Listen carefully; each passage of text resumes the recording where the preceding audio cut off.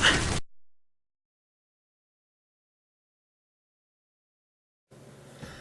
Hello everyone and welcome to Rob's Rogues and the Batman universe, and today we're taking a look at Black Mask from the Batman Arkham Origins action figure series number 1, made by DC Collectibles. And depending on when you're watching this, you have just recently seen Deathstroke, and it's a second day for me, and my sinuses, because of the wonderful weather change that we're having this time of year, especially in Ohio. It's 60 degrees, and then it's 40 degrees, and then it's almost 70 degrees, and then it's 30 degrees. So I think my voice is going to drop like 12 octaves here, so I may sound nasally, and my voice could cut in and out, so please bear with me as I go through it. If I just would have powered through last night through Deathstrokes, I could have had all 3 of them done and I would have sounded completely normal, but it's that time of the year, and sneezing and sinuses will run amok. Anyway, enough about my physical ailments. I only have 2 figures from this series so far, of course, Black Mask that you're seeing right here, and Batman is just off to the side. I didn't get the last 2 figures.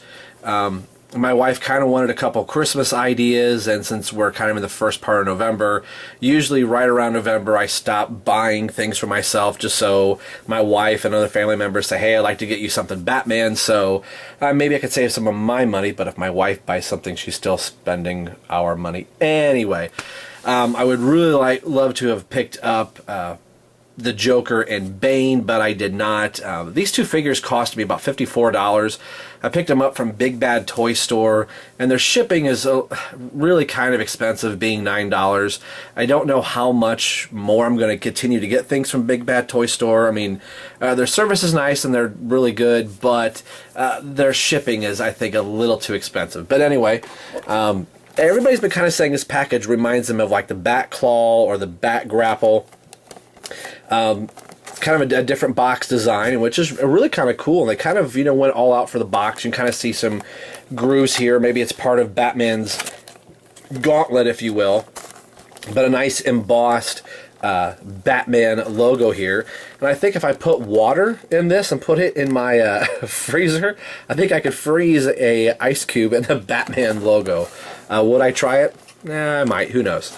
When we get to more, you can kind of see the other logo, the Batman logo in here behind. It's not a reflection, it's the paper art that's in there. So you can see DC Collectibles action figure series number 1, and they really went all out with their bat motif. You can kind of see it throughout the package here. Really cool. The other figures in the set, of course, collect them all. Arkham Origins Batman, Arkham Origins the Joker, Arkham Origins Black Mask, Arkham Origins Bane. Do I really have to say Origins? Sculpted by Gentle Giant Studios. There is a little read-up here if we can get it in frame. It says, Batman Arkham Origins, based on the hit video game Batman Arkham Origins. That's a lot of repeating right there. Featured in an expanded Gotham City, Batman Arkham Origins introduces an original prequel storyline set several years before Batman Arkham Asylum and Arkham City, taking place before the rise of Gotham's most dangerous criminals. Players will meet many important characters for the first time and form key relationships. Another nice little read-up. I won't read it anymore for any of the rest of them that I pick up. I'll just refer you to this video. So enough rambling. As you can see, I have one of these lovely little bugs that's flying around here. Nice to catch that on film. But we will kill the bug. Maybe we'll use Black Mask's guns to shoot the bugs, and then we will get Black Mask out of package. Stay tuned while I go kill a couple bugs. All right, here is Raymond Sionis' Black Mask out of packaging, and a little bit about the packaging. It's just like a clamshell. Here's like the outer shell. You can see the Batman logo here, and that fit over top of this. It's a nice little piece of cardboard. I could probably peel this off and maybe put it on my shelf for my Batman figures. I probably won't, but nice little box. Came with this cardboard insert on the inside. Nice little picture of Gotham City, and then it opens up, if I can do this right. Then you can kind of see series 1, 2, and 3 of Batman Arkham City figures. which I do have all of them but Deadshot. I was wanting to kind of pick him up. I'm glad I'm kind of going to pass on picking up Deadshot here, and I'll probably pick up Deadshot from Arkham Origins, so I think just by dumb luck I didn't pick him up, so I think that's pretty good on my part. And then the statues of Arkham City, which I don't have any of these, probably won't get any of those, but they still look cool nonetheless. So, and we've seen all of that. So let's get to the main reason that you clicked on this video. I've been a huge Black Mask fan for quite a while. There's been very few Black Mask figures, ever actually made. I think one of the Secret Files figures has been out for, a few years. I think it was probably actually one of the first Black Mask figures to be made. And then more recently, Mattel did one, and I almost bought the Mattel until I saw that we were going to get a DC Collectibles one. And then for me, that was just a no-brainer to get the DC Collectibles. And then me being such a fan of the Arkham video game, I thought this is going to be an excellent Black Mask figure to have in my collection. And I really, really do like this figure. I think partially just because I'm a fan of the character, and I think he's sculpted really well. Articulation-wise, he really doesn't have a whole lot of articulation to speak of. Let me get some extra light down here. Bear with me for a moment.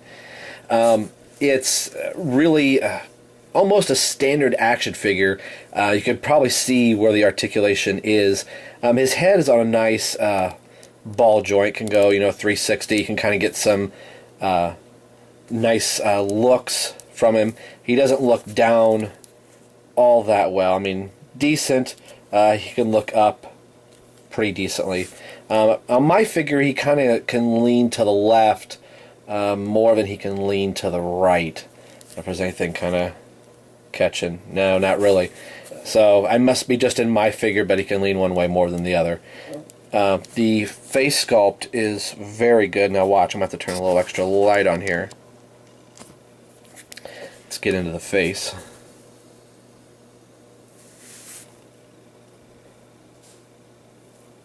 Carved from his father's coffin. But the detailing on the face is just done very, very well. And you can see the crazy look in his eyes. I think they got his eyes really good. Although it looks like this eye right here might be looking up just a tad.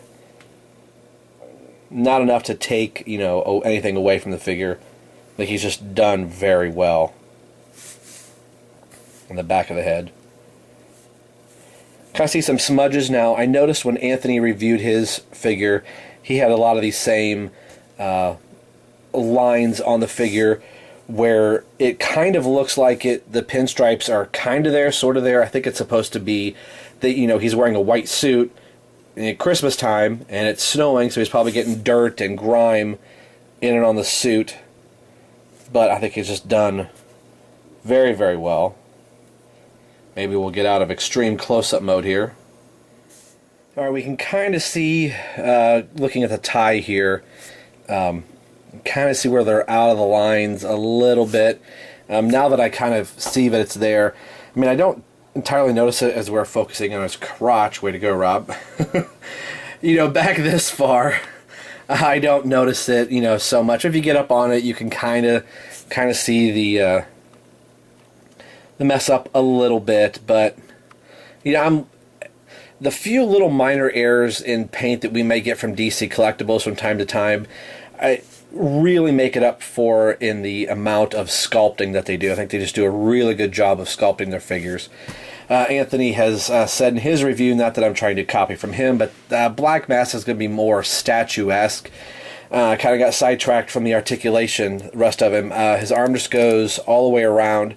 I don't believe Anthony said in his review, but the jacket is more of like a rubber material, and I don't know if they were worried about cutting into the material, which is why he doesn't have a hinge up here. I think they could have found a way, maybe some type of ball joint or socket in here to make the arm go up. So a little bit of a drag that he can only do this. As you could tell, the arm does bend, but mine's really kind of stiff, and this bug is really wanting to be on camera. So, there we go. So it does bend a little bit. You're not going to get too much, articulation out of it. The other elbow bends pretty good, so kind of a little awkward posing with the elbows, being this way since the arms don't move. If you're going to get him pointing his gun, it's going to be more kind of like this. The wrists do turn, so he could kind of do gangster style. So let's see if we can get him in that pose. This elbow is just really stiff. So there you go. So the wrists do turn, which is nice, and it almost feels like they're on a little bit of a hinge in here. I want to say either that or maybe they're just wobbly. It is kind of cool that they gave him the trigger finger, which is really kind of cool and nice to have. So, but it's not like Black Mask is going to be an action star that's going to be running all over the place. There's no articulation in the knees, which I think he could have had articulation. I don't know if they were afraid that it was going to break up the suit too much. No waist or anything like that. So basically just head, arms, elbows, hands, and legs just going forward and back. So that's about it for the articulation. But sculpting wise, I think this is such a good looking figure. And I'm one that I'm not overly excited about articulation. If it does have it, it's fine.